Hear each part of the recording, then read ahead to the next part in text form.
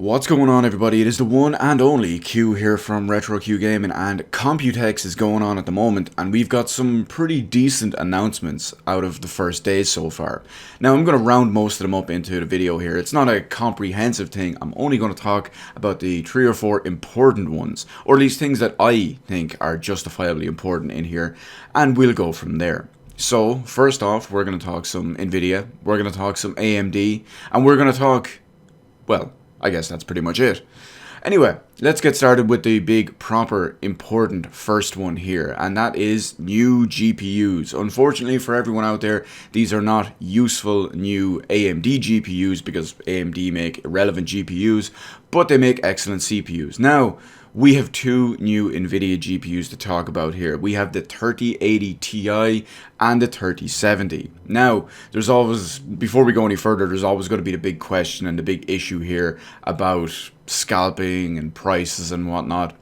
I'm not really even going to go into that. We're going to just try stick on the MSRP, the availability, or when, release date, blah, blah, blah, yada, yada, yada. But we're going to take a brief look at the specs here as well. Anyway, let's go. We have the RTX 3080 Ti. Naturally, of course, this is going to be above the regular 3080, but below the upper echelons, the top tier, the Billy Big Bollocks like myself of 3090 owners. So the big upgrade for the 3080 Ti over the regular 3080 is both the amount of VRAM. I believe the standard version had 10 gigabytes of GDDR6, and this one has 12 gigabytes of GDDR6X, which was previously exclusive to the RTX 3090.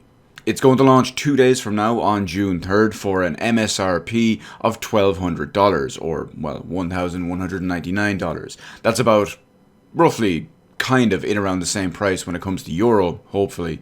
Or if you're one of those unfortunate people that live in the UK, that's £1,049. This, of course, is all for the Founders Edition. Prices and specs will vary when you look at third-party board manufacturers. Next up is the even lower end 3070 Ti, something that I feel I need to go take a shower for just even saying those words and that model number.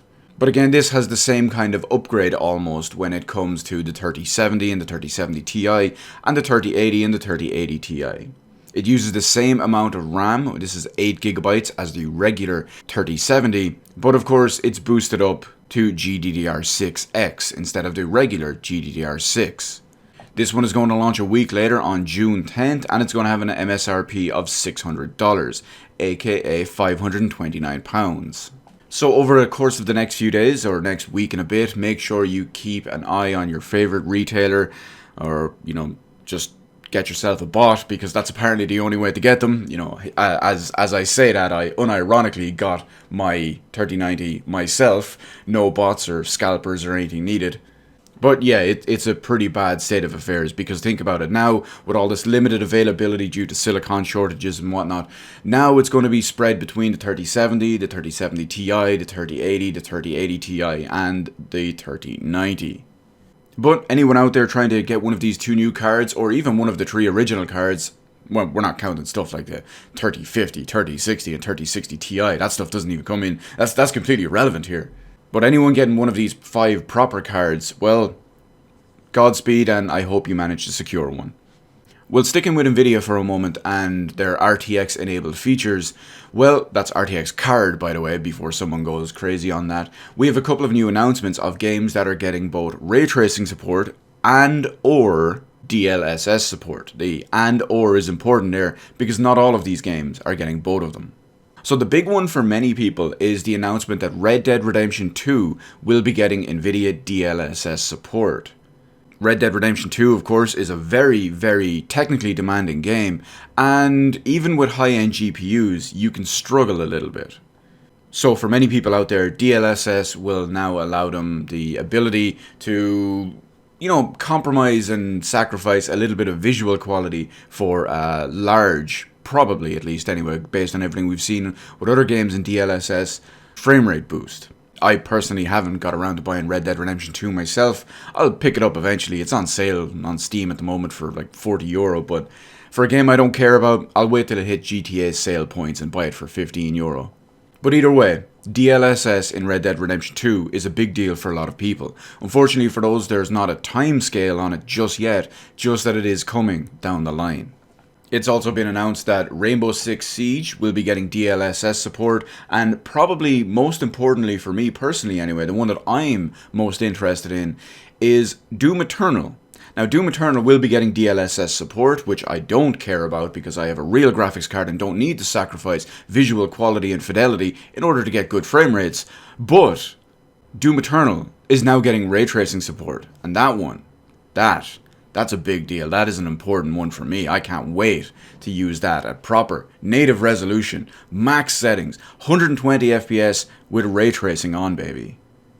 Again, no time frame on any of these so far, but that one is one I'm really looking forward to. Ray tracing is the future. Several years from now, we're going to have every GPU available using some type of ray tracing. Even AMD ones. Granted, you may get 24 FPS, cinematic AF, but the fact that every card will be able to do it, ray tracing will become a standard feature, and that, boyos, is a good thing. And sticking with upscaling and performance gains and whatnot, AMD have announced that their FidelityFX Super Resolution system will be coming available on June 22nd. Now, AMD's FidelityFX Super Resolution is basically their version of Nvidia's DLSS. I say basically because there are a couple of important differences, but the overall idea and point of it is the same. Unlike Nvidia's DLSS, they're not using AI and machine learning and whatnot to do it. It's all just open source code based. Now, you may notice that I said open source there at the moment. That is true because technically AMD's Super Resolution will be available to not just AMD cards. Because after all, it is software run and it's not designed for specific hardware like on the RTX cards. So as you would expect, this will scale from a lower resolution and use some artificial trickery and whatnot to super sample, if you will, or rather upscale, because let's face it, it's not really super sampling, is it? It will upscale it to your preferred resolution, and typically this looks a bit better than just doing at a sub-native resolution with no scaling. But of course, it won't rival the likes of native resolution, just like DLSS. AMD have put out a bunch of videos and a bunch of still side-by-side comparison shots. The performance gains in there are pretty big, but again, you are noticeably sacrificing quality, just like DLSS a lot of the time. And of course, just like DLSS, this is unfortunately going to fragment the whole developer and PC owner and GPU owner fan base, not even fan base, but ownership base, because just like DLSS, essentially they will need to lock out the other competition. So AMD will need to sponsor a game, or a company will need to decide on just using this. So far, AMD have announced that some of the games that have committed to using their Super Resolution include Dirt 5, Microsoft Flight Simulator, The Rift Breaker, Resident Evil Village, Evil Genius 2 World Domination, Anno 1800, World of Warcraft Shadowlands, Serious Sam 4, Godfall, Detroit Become Human, Far Cry 6, and Horizon Zero Dawn. So as time goes by, expect there to be more and more issues between people buying, well, let's face it, not people buying AMD GPUs, but AMD locking out the superior, larger market share, better quality, better technology of Nvidia in order to just push their own pretty shitty alternative. But however, remember, it does seem to be open source software based, so in theory, you can still probably use it with your Nvidia GPU. It just won't offer it won't offer less of a compromise like DLSS. But frankly, just run native anyway. And I can't remember if I mentioned it already, but their whole, you know what, I think I did, but either way, we'll say it one more time, that the FidelityFX Super Resolution will start becoming available on June 22nd. Interestingly enough, this may also have a knock-on effect on the console side of it. Naturally, as we know, the PlayStation 5 and the Xbox Series S and Xbox Series X, aka the Xbox Series Mesh generation, all three of these are using AMD hardware, which is why you're seeing so many frame rate issues, so many resolution issues, compromises in quality, and they're frankly just underpowered. But with the likes of the Super Resolution FidelityFX, well, I guess, they may hit 60 FPS, they'll just have to fake it a bit more than usual. And if you keep up with console tech, you already know they're faking it pretty hard as it is. But that's it for the moment. Are you looking forward to an RTX 3070 Ti, a 3080 Ti? Or like myself, are you relishing at the idea of going back and playing Doom Eternal with ray tracing on?